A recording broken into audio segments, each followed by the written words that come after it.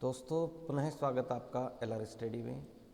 आप देखेंगे बीएड पाठ्यक्रम में, चाहे बीएड फर्स्ट ईयर हो, चाहे बीएड सेकंड ईयर हो, या हम कहें कि डीएलएड हो, बीएससी बीएड हो, चाहे किसी भी शिक्षक पाठ्यक्रम हो, उस शिक्षक प्रशिक्षण के विद्यार्थियों को एक एजुकेशनल साइकोलॉजिकल टेस्ट करने होते हैं और उनको करने के पश्चात एक फ़ाइल तैयार करनी होती है। तो अलग अलग महाविद्यालयों में अलग अलग टेस्ट करवाए जाते हैं, अलग अलग फाइल तैयार करवाई जाती हैं। मैं यहाँ पे आपको कुछ बेसिक सी चीज़ें, सामान्य सी फाइल हम कैसे तैयार कर सकते हैं, कम समय में बहुत अच्छे तरीके से हम उसको करेंगे। तो आप हमारे चैनल पे नए हैं तो चैनल को सब्सक्राइब कीजिए, वीडियो को अंत तक देखिए, काफ़ी ज्ञानवर्धक आपके लिए रहेगा। तो यहाँ देखिए, एजुकेशनल साइकोलॉजिकल टेस्ट अर्थात मनोवैज्ञानिक परीक्षण, बीएड में मनोवैज्ञानिक परीक्षण की फाइल कैसे तैयार करते हैं, तो ये हम इस वीडियो में देखेंगे। तो सबसे पहले आप देखें इसके अंदर, तो हमें यहाँ एक मनोवैज्ञानिक परीक्षण का एक इंडेक्स तैयार करना होगा। सबसे पहले हम किस तरीके से उसके अंदर तैयार करेंगे। तो सबसे पहला जो टॉपिक होगा वो होगा मनोवैज्ञानिक परीक्षण का परिचय। आगे हम चर्चा करेंगे कि क्या क्या उसके अंदर लिखना है। दूसरा टॉपिक होगा हमारा मनोवैज्ञानिक परीक्षण का अर्थ। तीसरा टॉपिक होगा हमारा मनोवैज्ञानिक परीक्षण की परिभाषाएं। नेक्स्ट होगा मनोवैज्ञानिक परीक्षण की विशेषताएं। फिर होगा हमारा मनोवैज्ञानिक परीक्षण के उद्देश्य।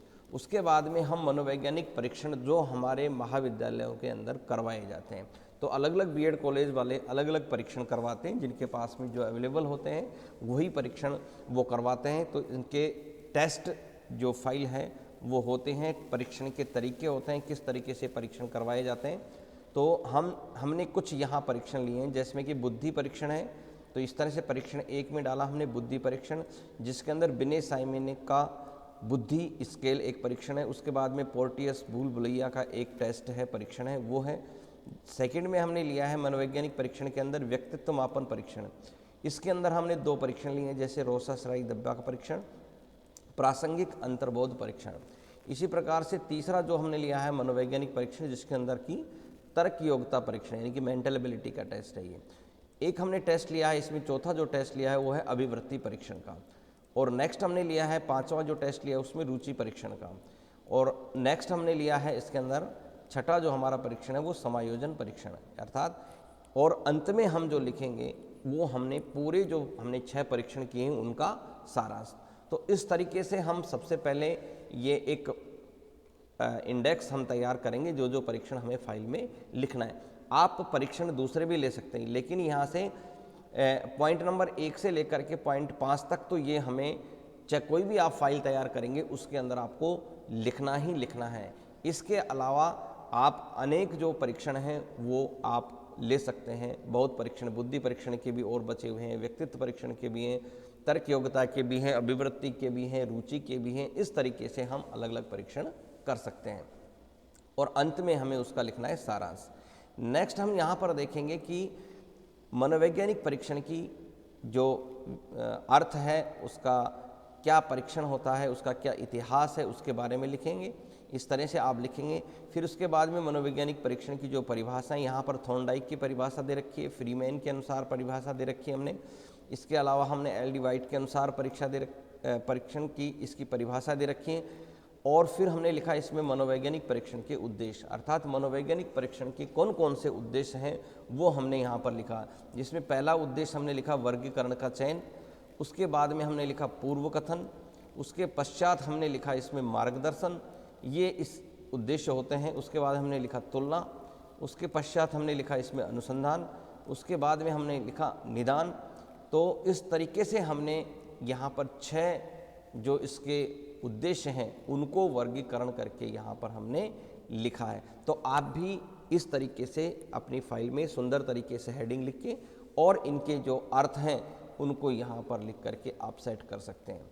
फिर हमने जैसे जो जो परीक्षण लिए हैं उन परीक्षणों को हम यहाँ पर लिखेंगे। जैसे हमने पहले परीक्षण के अंदर यहाँ पर लिखा है डॉक्टर जलोटा द्वारा मानकीकृत मानसिक योग्यता का जो परीक्षण है, तो वहाँ वो परीक्षण आपको महाविद्यालय के द्वारा करवाया गया है। यदि नहीं भी करवाया है तो हम उस परीक्षण को पढ़ करके उस परीक्षण में क्या क्या चीज़ें हैं वो यहाँ पर डिटेल से हमें लिखनी है। तो जैसे देखें इस परीक्षण में कुल इसके अंदर 100 प्रश्न है, अर्थात एक 100 प्रश्नों का एक परीक्षण है जो कि व्यक्ति की योग्यता यानी कि स्मृति पर आधारित है।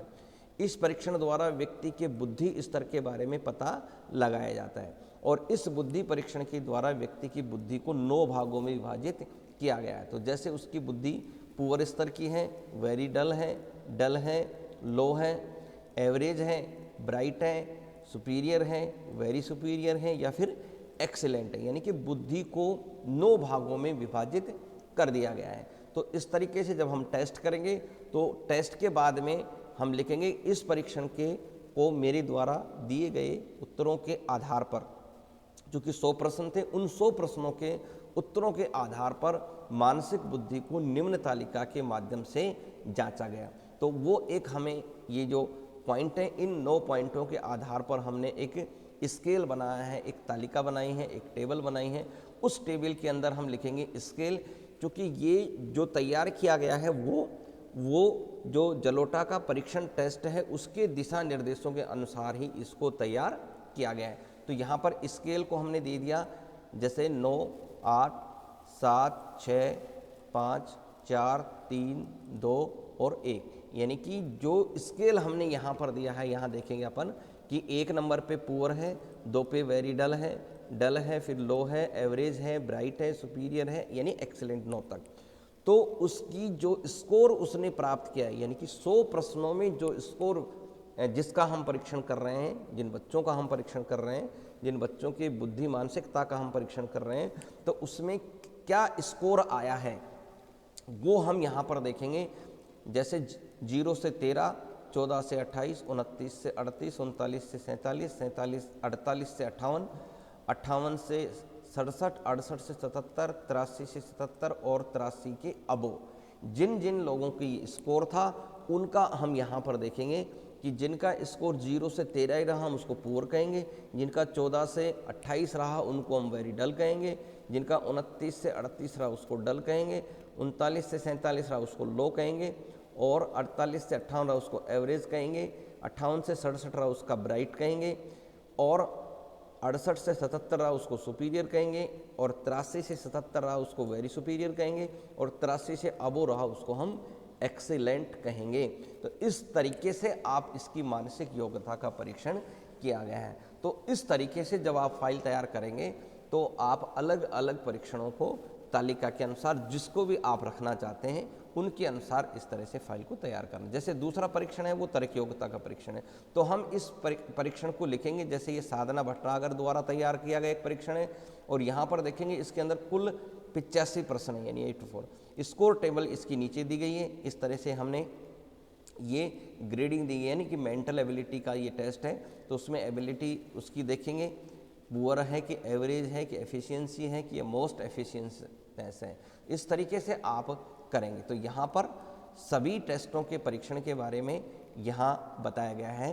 तो आप इस तरीके से सुंदर सुंदर तरीके से अपनी फाइल जो मनोवैज्ञानिक परीक्षण की जो फाइल है उसको तैयार कर सकते हैं। इस तरह से आपको पहले परीक्षण के बारे में लिखना है, फिर आपको परीक्षण के अलावा उसकी टेबल बनानी है, टेबल में इसको स्कोर को दर्ज करना है।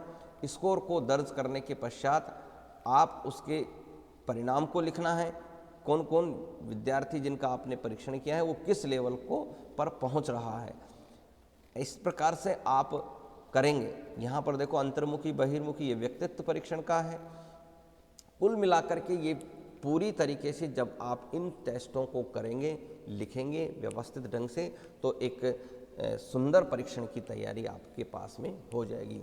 और अंत में हम इस पूरे जो परीक्षण हमने 6 परीक्षण किए हैं उन परीक्षण का पूरा सारांश अंत के अंदर लिखेंगे, कौन कौन से परीक्षण और हमने यहाँ पर किए हैं। इस तरीके से आपकी बहुत सुंदर एक फाइल तैयार हो जाएगी। तो बीएड के लिए बहुत आवश्यक है, चाहे बीएड हो, बीएससी बीएड हो, बीए बीएड हो, उन सभी में चाहे डीएलएड हो, सभी के अंदर इस मनोवैज्ञानिक परीक्षण फाइल का अत्यधिक महत्व है, जो एक शिक्षक के अंदर उसकी मनोवैज्ञानिक क्षमता का विकास करती है। तो आपने इस वीडियो को देखा, आपका बहुत बहुत धन्यवाद।